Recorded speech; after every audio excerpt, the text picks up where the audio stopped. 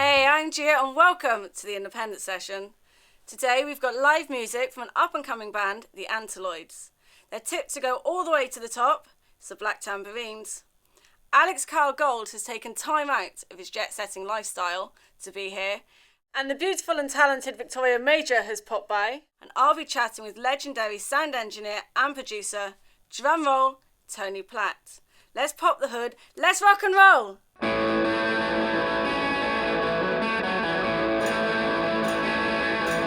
Well, Phoenix Scout is motherfucking headed for the road. He needed an adventure, you know he was so easily bored. His friends said, Billy crazy, you are sure to wind up dead.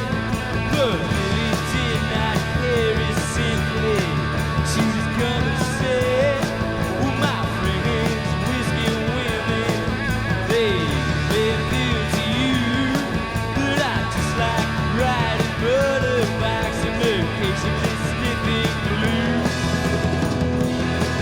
I appreciate your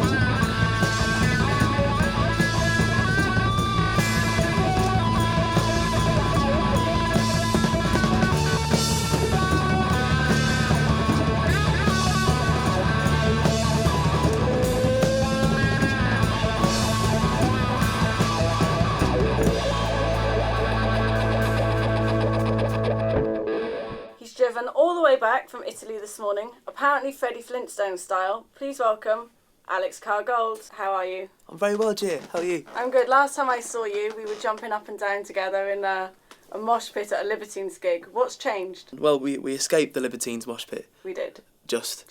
And I've left the band. I've joined a few others. I've eaten inhuman amounts of cheese. That's been about it, really. last time I saw you, you were in the band, the Bootars, and then I got an email, good night, goodbye, good luck, and all of this. What decided to make you leave the Bootars? Just the passage of time, really. We've been together for 7 years or thereabouts, and just I guess textbook stagnation and everything that happens to a young band who kind of don't, for whatever reason, go the distance. And it was just the right time to can it, really. Did you fall out, or are you still friends? No, we all had our touches. We're good mates, and mates do, but we're still pals. We still have our Christmas together. Oh, that's nice. But as a musical entity, it's over. It's consigned to the memory. So you've been touring around Europe. Yeah. Tell me about the tour. It was great. I was touring with a band called the Dorellas, who were a bunch of glam punks. Right. And the singer Robbie, he used to be in the Vibrators, and that's kind of a big part of their thing. And we did Belgium, Switzerland, Germany, France and Italy. So what was your reception like out in Europe? It was great, really good. The Germans and the Italians especially are quite fervent in our admiration of it's. We do the punk rock circuit, so it differs wildly. I mean, you do kind of big venues and then you do squat parties, and it's all very. I love a good squat party. Yeah. But yeah, I mean, they really, really dig it. I don't know. I guess kind of being in London, you start to get a little bit immune to the pleasures of music. Just kind of watching it, and because there's just so much on, and speaking to people afterwards, one of the first things people say is, we really love it when bands from London come over, bands from England, because we don't get an awful lot. There's not the choice you've got over there, and I'm saying, well, there's so much here. It's I kind of prefer to be out here and have each gig to be a proper event rather than just something that's a very small pebble ripple in a giant pond of sounds.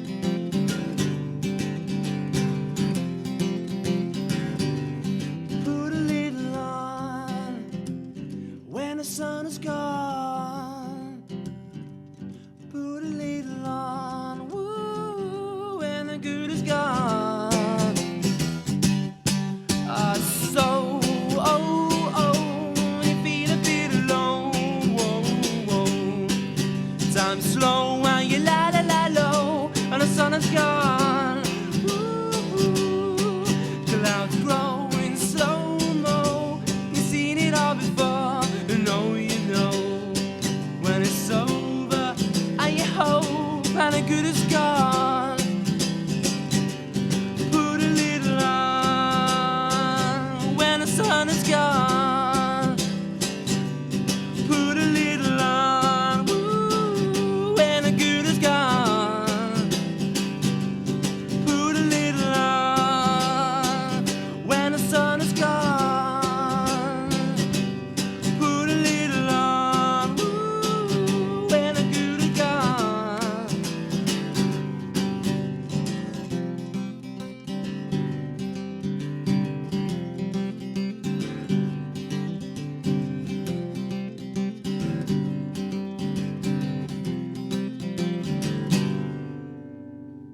So tell me, what are you up to at the moment? At the moment, I'm just playing as much music as possible, as often as possible, enjoying it, trying to, keep it all natural. How do you keep it natural? You got to remember that you're there because you want people to listen to what you give, like as naturally as you would in your bedroom or to your friends or, at a club out of a city.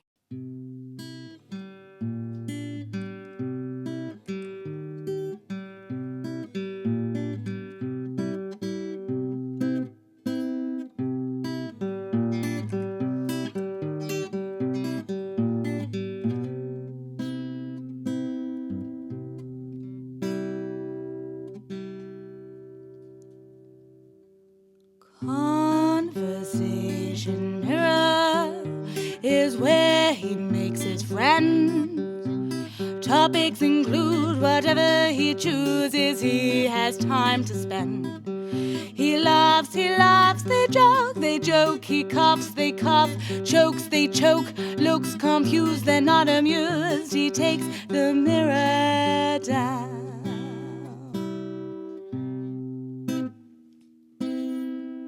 If you took his life from him, he'd be left but one name, rather no name.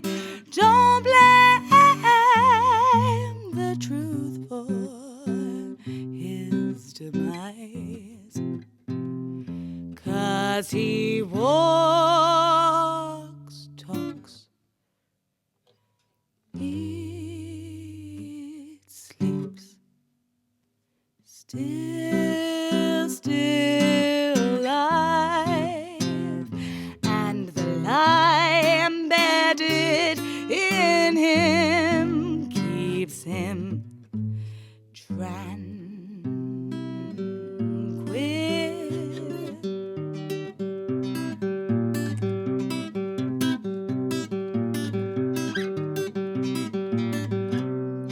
When he makes his dinner, he gets 2 plates or bowls, cooks 2 meals, whatever he feels, and 2 napkins he folds, lights the room with candles placed upon his shelf, makes small talk, dinner conversation, but by himself.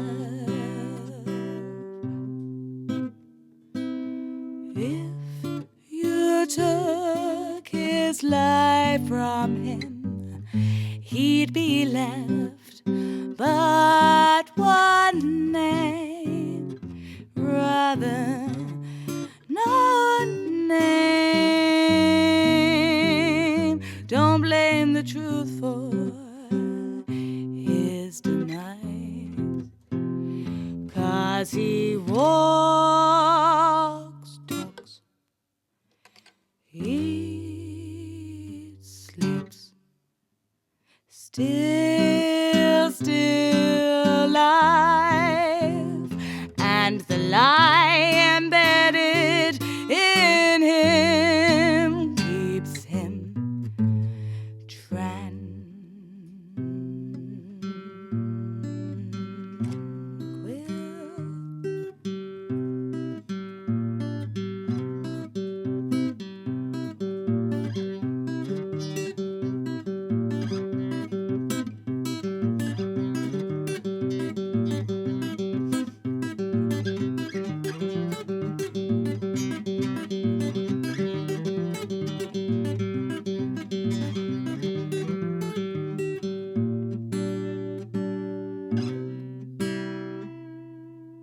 I'd like to introduce you to a recording engineer who's worked with the likes of The Who, the Rolling Stones, AC/DC and The Cult. He's an absolute legend. It's Tony Platt. How are you, Tony? I'm very well, thank you. Thank you for coming today. My pleasure. So I'm a little bit illiterate when it comes to sound and engineering. So what is your role as a sound engineer? Well, as a recording engineer, essentially my role is there to capture the performances of the artist, and that can take many forms, really. I mean, essentially, it's putting a load of microphones up in the studio, pushing the faders up, and recording it in one way or another. But obviously, that's oversimplifying it. So how do you captivate that sound? How do you know when you've found that sound, the perfect sound? Well, the whole process actually really starts more with discussion. What you have to do is find out from the artist what it is they're trying to achieve with the songs that they've got. Going to see a gig is a very good thing to do, because then you get an idea when they're playing live of how they want to present their music. Do you set them up in the studio the same way as they would be on stage at a gig? It depends on the type of artist. Certainly with AC/DC we did that. Malcolm is on the left and Angus is on the right, and so it's But Angus skips from the left to the right, doesn't he? Well, yes, but if you did that on record, it'd get a little bit sickening, moving backwards and forwards. But the general sort of picture is roughly like that. But that's by no means a sort of a regulation thing that anybody does. So what's your approach to working with musicians? Goodness me! I mean, how long have you got? As long as you want. Lock the doors. It's really this thing of finding out what it is they want to achieve. That's what you're there to do, is to actually act as, if you like, a sort of interpreter. And that's where it crosses over into the production side of things. I grew up in a music industry where the line between engineers and producers was not a clearly defined thing. Right. We sort of considered ourselves to be part of the production process. So it is very much about communication. It's very much about enabling the artist to do what they want. One of the things that you quite often find with, even with extremely talented musicians, and it's the same with a lot of talented artists and creative people, that they're not particularly eloquent in terms of describing what they want to do. So sometimes you have to sort of dive in there and try and interpret what it is they're trying to say, right. Extrapolate the ideas that they have, and sort of put some meat on the bones, if you like, of what they've got in their head. Sometimes delving inside a musician's head is difficult. It's a scary place to go, that's for sure. I want to talk about AC/DC for a second. You worked on the album Highway to Hell. Yeah. And on the album Back in Black. Yeah. Now, between that period of the two albums, Bon obviously died, and the band considered splitting up, but 5 months later they went and recorded the album. What were emotions like in the studio? By the time we got into the studio, it was clearly evident we were going to make an album. Obviously, the whole process was a massive shock. I really expected them to carry on, I must say. Did you expect the album to be as huge as it was? 49 million copies, give or take. No, you can never predict anything like that. I like to feel that I always make the best album that can be made, but it's a set of circumstances that leads to something being that massive. By that point, AC/DC had done enough of the groundwork for them to really take off. But I think the combination of factors was huge. It certainly helped that there was an immense amount of backup publicity, if you like, from Bon's death. From Bon's death and the new singer coming in. But fundamentally, what made that album sell that many copies was that it was a great set of songs that were brilliantly produced by Mutt, brilliantly recorded by me, of course, obviously, brilliantly mixed by me as well. But, this was a band that were absolutely at the top of their game. And yeah, perhaps, the circumstances focused their minds. Certainly when we were in the studio, it was a very close-knit group of people. We were all feeling a little bit of the pain in one way or another. But by the same token, we were all very, very committed to making sure that Brian felt as comfortable as he possibly could. Because, you know, not many people think about the massive, massive task that he undertook at that point in time. He's coming into what was an emerging, very big rock band from a career that had somewhat stalled. And on the coattails of a singer who was extraordinary, to say the very, very least. And it was, you know, these are huge shoes to step into and fill. How did Bon kind of like differ to work with compared to Brian Johnson? You know, Bon was very much the kind of the rebel, totally sort of Off the hook. Yeah, off the hook sort of person. Brian a little bit more focused and coming from perhaps a slightly more mature attitude towards the job in hand, you know, and realising the enormity of the job and came in, you know, with a very, very professional attitude, determined to absolutely give it 150%, which he did, of course. Yeah. Obviously, you sold 49 million copies on Back in Black. Did you get caught up in any of the hype of it, or was it just the band, and did you take a step back? I was extremely excited, very, very excited, because... Did it go to your head? I don't think so, no. It's, you know, one of the good things about growing up in the music industry at Island Studios was that we had this constant procession of huge, fantastic artists walking through. I mean, one of the stories I always tell is that literally the week after I started at Island as an assistant engineer, I walked into the studio office and there were only 3 bands in for the next 3 months, and they were Led Zeppelin, The Who and Free. That's a pretty good way to kickstart your career, I thought, isn't it? I've died and gone to heaven here. This is fantastic. And one of the things that really sets those people apart is that they know when the performance is to be done and they know when the work is to be done, you know.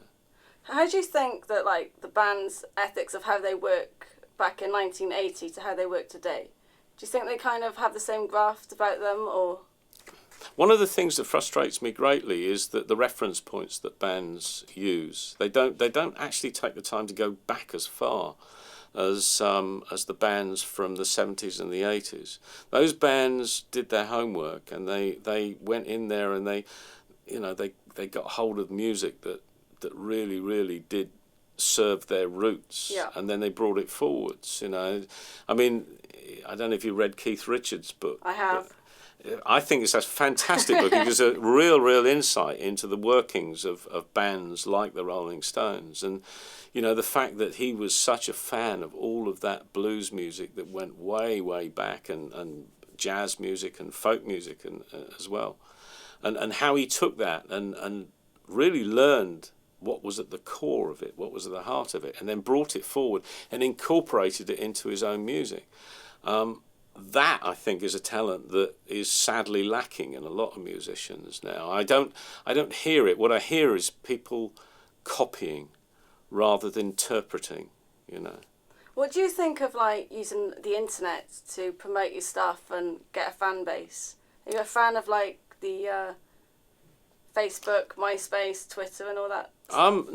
Not particularly, no. I think they have their place, but I think that far too much is made of those social networking opportunities. I think the problem with the internet is that it's given everybody the possibility to promote themselves. Yeah. And that means that it's very difficult to filter.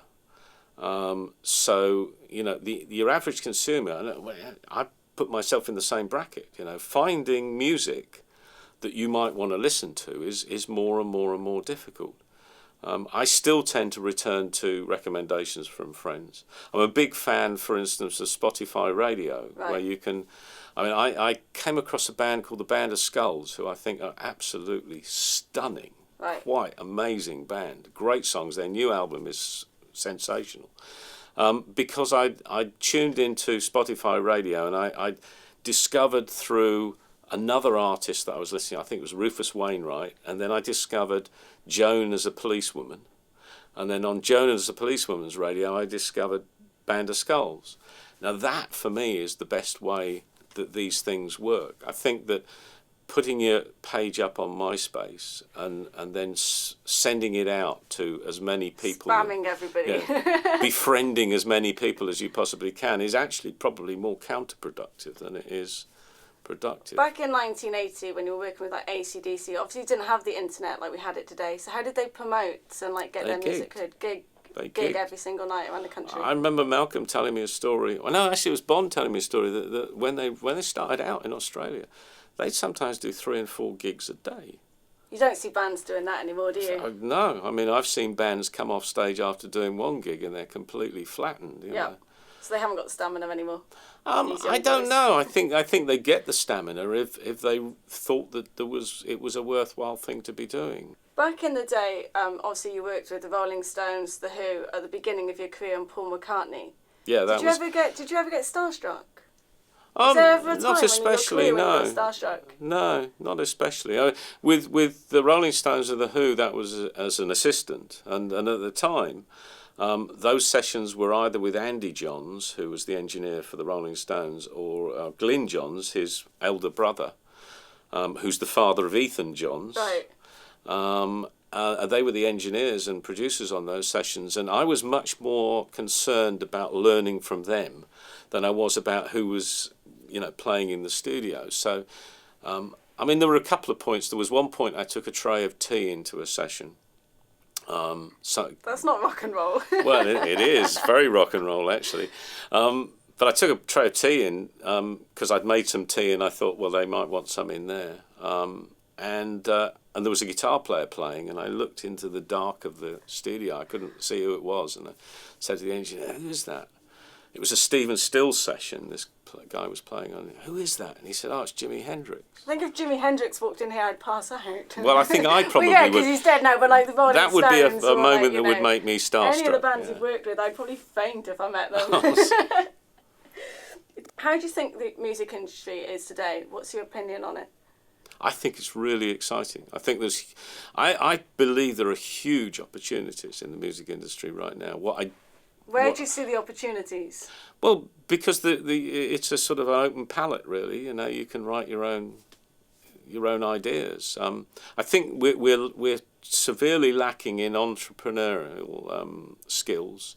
I don't see good A&R out there much.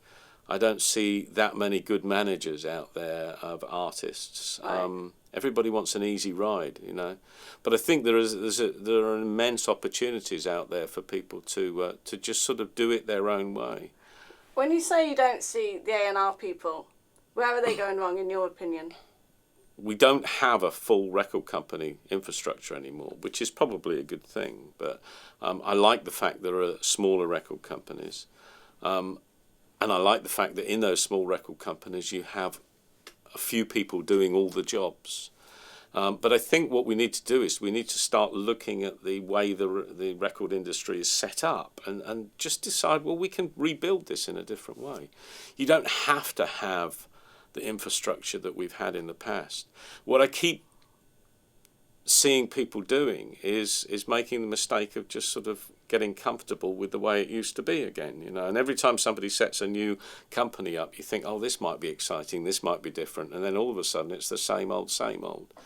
I think that the interplay between the producer and the artist is one of the best things now that's come out of the new music industry, or the face of the music industry now. What do you think of Simon Cowell's effect on the music industry? Oh, if that person that broke into his house, no. Yeah, go on, carry on. I think well, it's not the music industry. It's TV. It's greed, and it's he's in it for himself. So you're not a fan of the X Factor? Not in the slightest. No. No. What about The Voice, the new show on BBC? I was discussing it with a few colleagues today. Actually, I think it has some potential. Yeah. The problem with all of those things is it does rather encourage people to look for the fast track, and I don't think there is a fast track. You see, the other thing that I think is really good about the modern music business is that the relationship between the artist and the consumer, the artist and the fan, is being reconstructed, and it's more direct. There was a period in the 80s when the major record companies quite deliberately separated the artist from their fan base. How do you mean they separated? Well, they took over. It was the emergence of websites and stuff like that, and they tried to sort of stop. They controlled absolutely everything about what the artist did, which meant that and they branded them. They turned them into brands rather than letting them be, people and musicians and so on. And it's a fine line of difference, but I think it is one that I don't think the consumers really reacted particularly well to that. What bands have caught your eye? What have you seen? Any up and coming bands that This band I worked with at the end of last year, These Furrows, a band from Leicester, absolutely fantastic band, great songs, really, really good live personalities. What are you doing with yourself these days? Well, I'm in the I've just finished an album with a Dutch singer who originally comes from Suriname, called Cameron Bell. We've just finished her album, and that's in the process of getting launched. Yeah.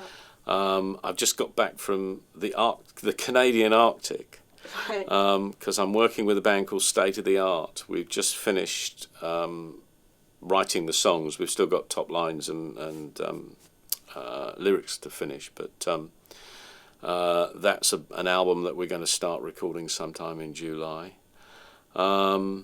And I'm talking, there's a couple of jazz projects. I've been doing a little bit more jazz work in more recent years. Tony, I'd love to stay and chat for you longer, but we're running out of time. But I personally am absolutely blown away by everything you've achieved in your career. Well, thank you. Thank you for very coming much. today. Thanks.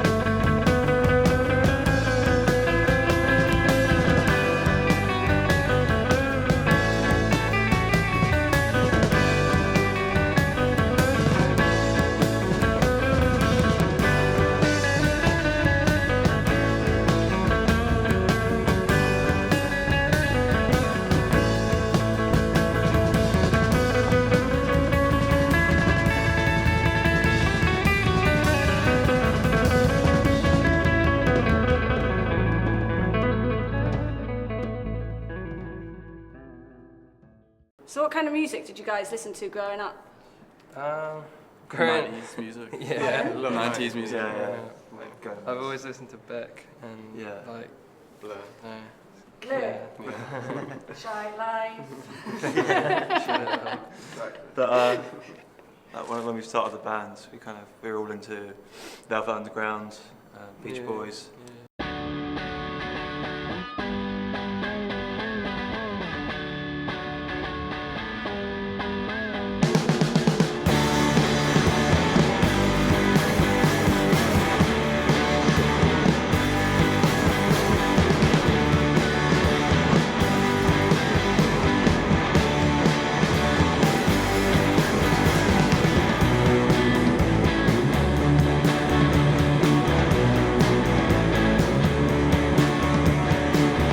How many things I could have done if I lived in my room.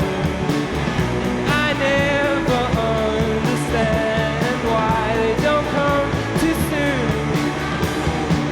And I've got a lot of friends who say I'm in my head. My heart should have pretend to care what they say.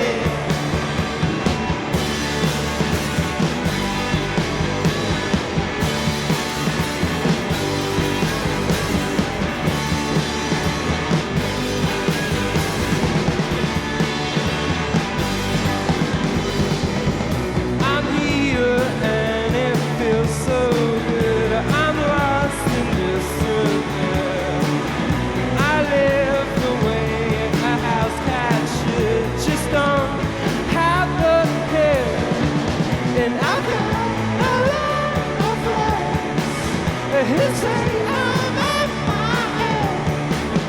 My heart should have pretend to care what they say.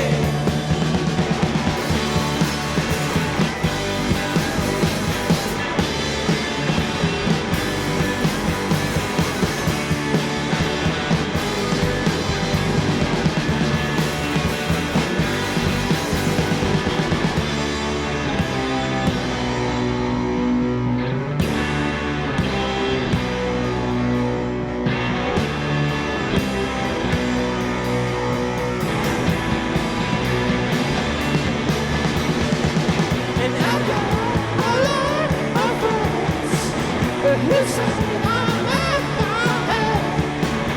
But why should I pretend to care what they say?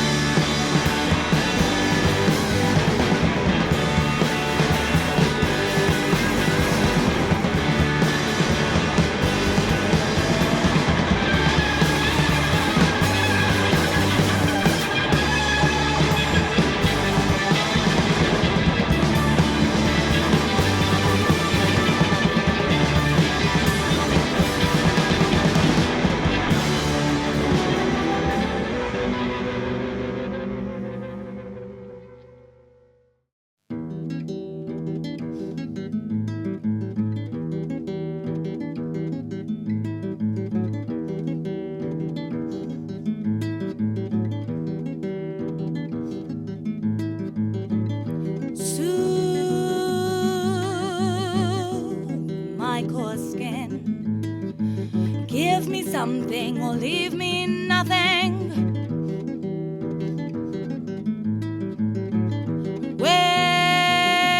Wear my conscience clean. Let me sink or elevate me. Pry open your safe. Your secret kept has long been pending. Apply a little faith. Show me picture or leave me static. Show me picture or leave me static. Show me picture or leave me static. Show me picture or leave me.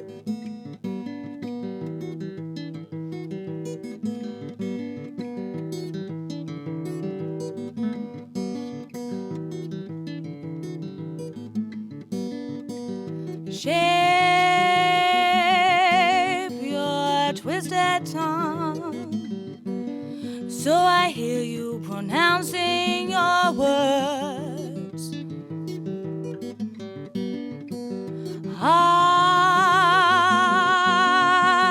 Articulate, so I see you communicating.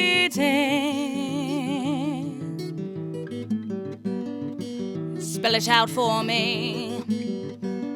Guessing games are not my favorite. Love me, or let me be. Leave me, leave me,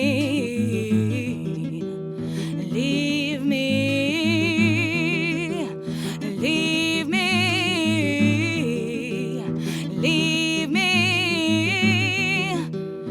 leave me, leave me. Show me picture or leave me static. Show me picture or leave me static. Show me picture or leave me static. Show me picture or leave me static. So are you guys doing any festivals this year? I think we've got a couple. We've Yeah. got Two. Yeah. one that's in Canterbury. Yeah, down Chic the and farm. Black. Yeah, Have you chic. got a booking agent that does that for you, or are you doing it yourself? We do it all ourselves.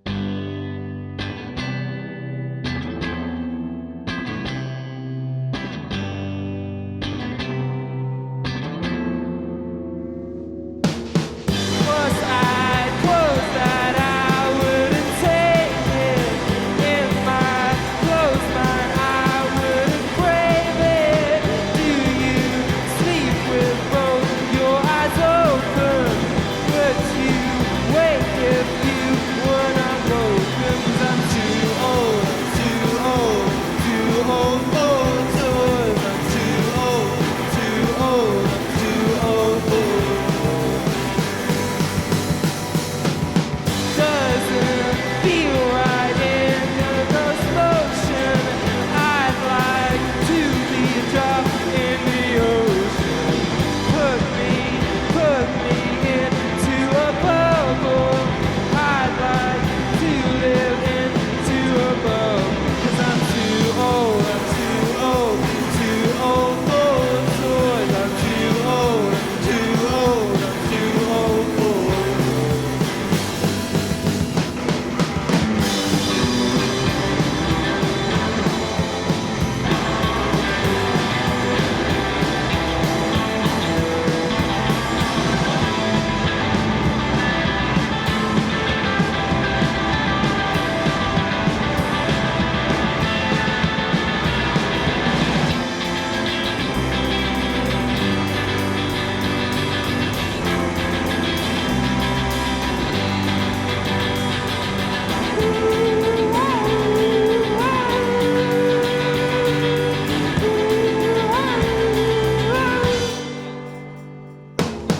Was I close that I couldn't take it?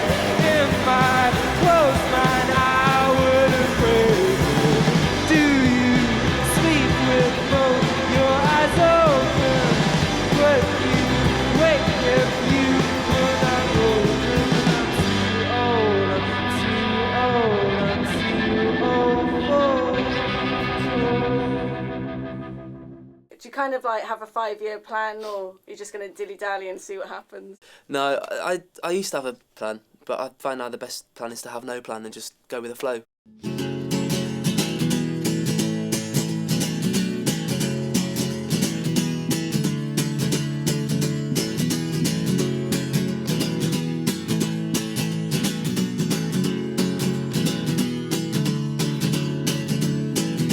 If I see tomorrow going wrong, I'll just carry on. If I can no longer lean upon you or anyone, little taste, I've seen a future. It's without you, never dreamed of it without you. I wasn't raised to disease will suit ya.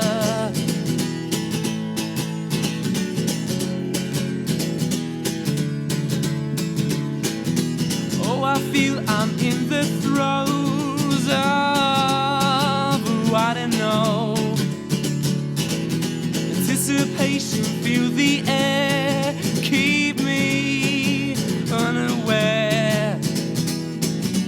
Little taste, I've seen a future.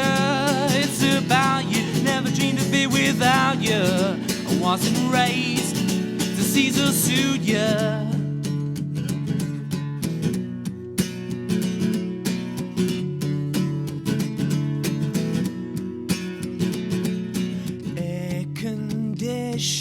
Gypsy, rolling on the air condition, carefree, throwing down the load. In this city it's so lonely, take me to my home.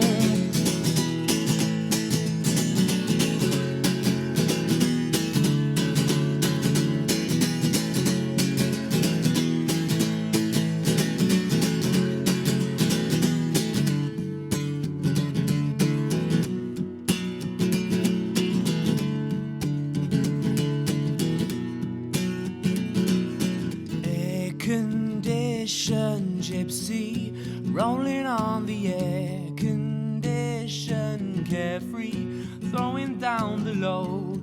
In this city it's so lonely, you take me home if I see tomorrow going wrong. I'll just carry on, rolling on if I can no longer lean upon you